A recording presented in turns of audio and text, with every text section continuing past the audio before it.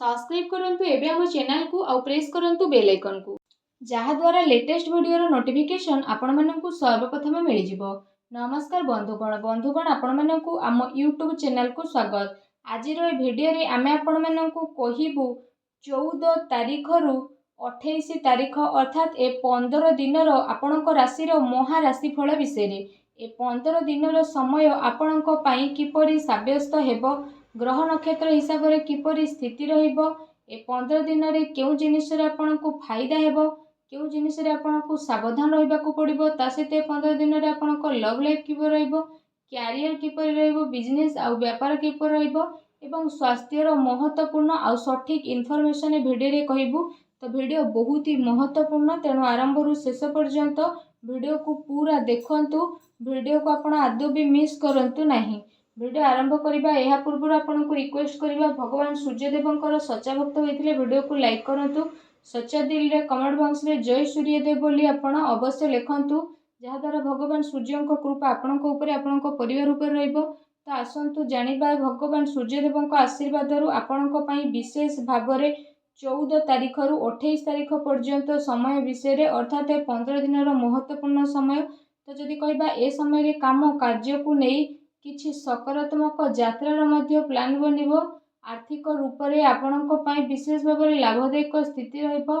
संतान संबंधित कौनसी विशेष कार्य संपन्न हेबा द्वारा आपणको खुशी अनुभव हेबो तथा कार्य को आपण ऊर्जार सहित पूरा करिवार जज्बा मध्य बनइबे। ता सहित ए समय रे पारिवारिक वातावरण अनुशासित तथा सकारात्मक मध्य रहिबो। कौनसी समस्या रे विवाह संबंधित भल प्रस्ताव मध्य आपणकर आसीपारे। ता सहित आपण निजर कार्य को योजनाबद्ध एवं उचित उपाय रे ब्रह्मबद्ध करिकी निपुटेकी कहिछि अवश्य ही आपनको सफलता मिलिबो। ता सहित किछि समय रु चली आसुथुबा प्रॉब्लम सबु आपणकर जीवन को परिवर्तन मध्य विशेष रूप से करदेव, जो कारण पई आपण निजे निजको बहुत ही अधिक चिंता मुक्त बोली मध्य अनुभव करिवे।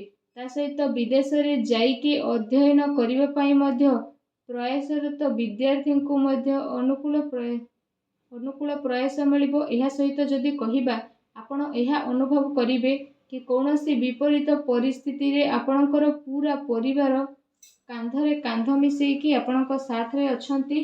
तो सेति पई निजर परिवार को प्राथमिकता ऊपर रखिबा आपणक पई अति आवश्यक।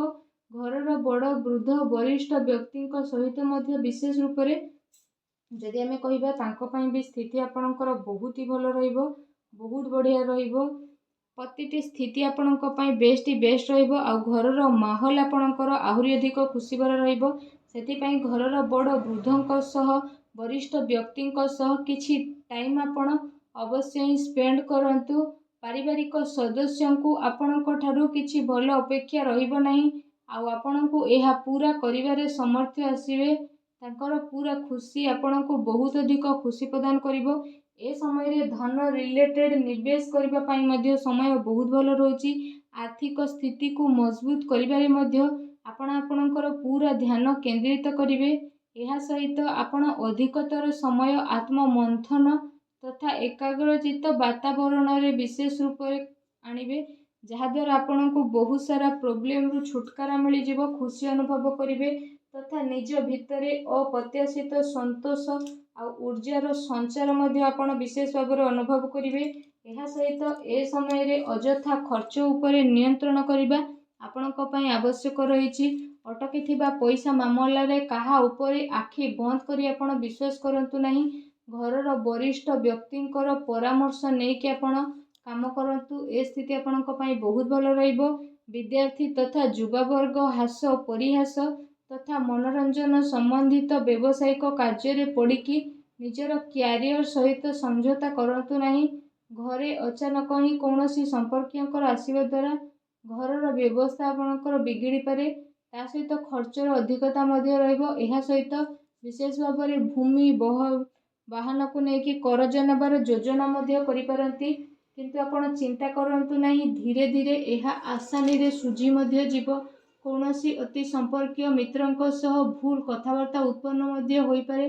ठीक एहा हेबो कि संबंध खराब हेबा जेपरि स्थिति ଆପଣଙ୍କର ଉତ୍ପନ୍ନ ହେବାକୁ ଦିଅନ୍ତୁ ନାହିଁ। ବ୍ୟବସାୟରେ ଉତ୍ଥାନ ପତନ ତଥା ଆର୍ଥିକ ପରିବର୍ତ୍ତନ କାରଣରୁ ପରିବାର ସଦସ୍ୟଙ୍କର ଖର୍ଚ୍ଚରେ ମଧ୍ୟ ପରିବର୍ତ୍ତନ ଆପଣଙ୍କୁ ଆସିବ, ଯେଉଁ କାରଣ ପାଇଁ ପିଲାମାନେ ଉଦାସ ମଧ୍ୟ ହୋଇପାରନ୍ତି। ସେଥିପାଇଁ ଏ ସମୟରେ କାହା ଉପରେ ବି ଅତି ବିଶ୍ୱାସ ଆପଣ କରନ୍ତୁ ନାହିଁ, ଏହା ଆପଣଙ୍କ ହାନିର କାରଣ ହେବ।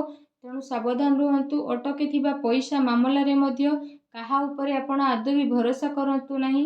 ତା ସହିତ ଏ ସମୟରେ ସମ୍ପର୍କୀୟଙ୍କ ସହ ଧନ ସମ୍ପର୍କୀୟଙ୍କର ଲେଣ ଦେଣ କରିବାରେ ଆପୋଷିକ ସାମଞ୍ଜସ୍ୟରେ ହତାଶା ଉତ୍ପନ୍ନ ମଧ୍ୟ ହେବ। କ୍ରୋଧ ଏବଂ ଆବେଗରେ ଚାଲି ଆସୁଥିବା ଅର୍ଡର ଆପଣଙ୍କର ବିଶେଷ ଭାବରେ ବିଗିଡ଼ି ମଧ୍ୟ ଯିବ। ସେଥିପାଇଁ ଧୈର୍ଯ୍ୟ ଓ ସଂଯମତାର ସହ ଆପଣ କାମ କରିବା ପାଇଁ ଚେଷ୍ଟା କରନ୍ତୁ। ଏହା ସହିତ ଯଦି କହିବା, ଆପଣ ଆପଣଙ୍କ ପରିବାରର ଜରୁରତକୁ ନଜରଅନ୍ଦାଜ ଆଦୌ ବି କରନ୍ତୁ ନାହିଁ। ଆପଣଙ୍କର କୌଣସି ଅତି ସମ୍ପର୍କୀୟ ମିତ୍ର ବିଶେଷ ଭାବରେ କୌଣସି ଯୋଜନା କିମ୍ବା ଆପଣଙ୍କ ବିରୁଦ୍ଧରେ କିଛି ସାଜିଶ ବା ଷଡ଼ଯନ୍ତ୍ର କରିପାରେ। ତା ସହିତ ଏ ସମୟରେ ଧନର ନିବେଶ ସମ୍ବନ୍ଧିତ ନିର୍ଣ୍ଣୟରେ କାଫି ଭାବି ଚିନ୍ତି ଆଉ ପୁରା ଯାଞ୍ଚ ପଡ଼ତାଳ କରିନେବାର ବିଶେଷ ଭାବରେ ଆବଶ୍ୟକତା ରହିଛି। ଅନ୍ୟଥା ଆପଣଙ୍କୁ ଭାରି ହାନି ହୋଇପାରେ। ତେଣୁ ସାବଧାନ ରୁହନ୍ତୁ। ଆସନ୍ତୁ ଜାଣିବା ଆପଣଙ୍କ ଲଭ୍ ଲାଇଫ୍ ବିଷୟରେ।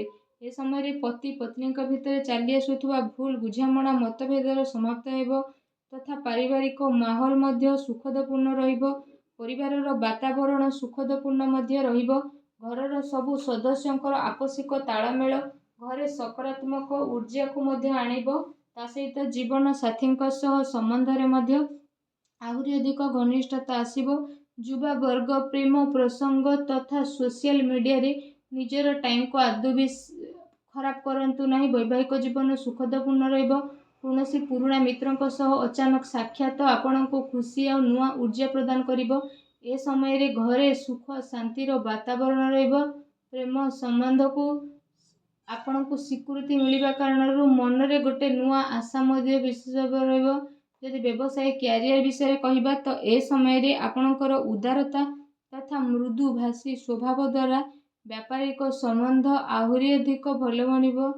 କିନ୍ତୁ ନିଜର ପ୍ରଡକ୍ଟର କ୍ୱାଲିଟିକୁ ନେଇକି ଆହୁରି ଅଧିକ ବେହତରୀନ କରିବା ଆପଣଙ୍କ ପାଇଁ ଅତି ଆବଶ୍ୟକ ରହିଛି। ନିଜର କାମ କାର୍ଯ୍ୟରେ ସତର୍କ ରୁହନ୍ତୁ। ଫାଇଲକୁ ସଜାଡ଼ିକି ରଖନ୍ତୁ। କୌଣସି ବ୍ୟକ୍ତି ଏହାର ଦୁରୁପଯୋଗ କରିପାରେ। ତା ସହିତ ଏ ସମୟରେ ବ୍ୟାପାରରେ ବିସ୍ତାରର ଯୋଜନା ମଧ୍ୟ ଆପଣ ବହୁତ ଅଧିକ ଗମ୍ଭୀରତାର ସହ ବନେଇବେ। ତା ସହିତ ଆପଣ ପ୍ରତିଟି ଜିନିଷର ଗୁଣବତ୍ତା ଉପରେ ଧ୍ୟାନ ଦେବାର ଆବଶ୍ୟକତା ରହିଛି।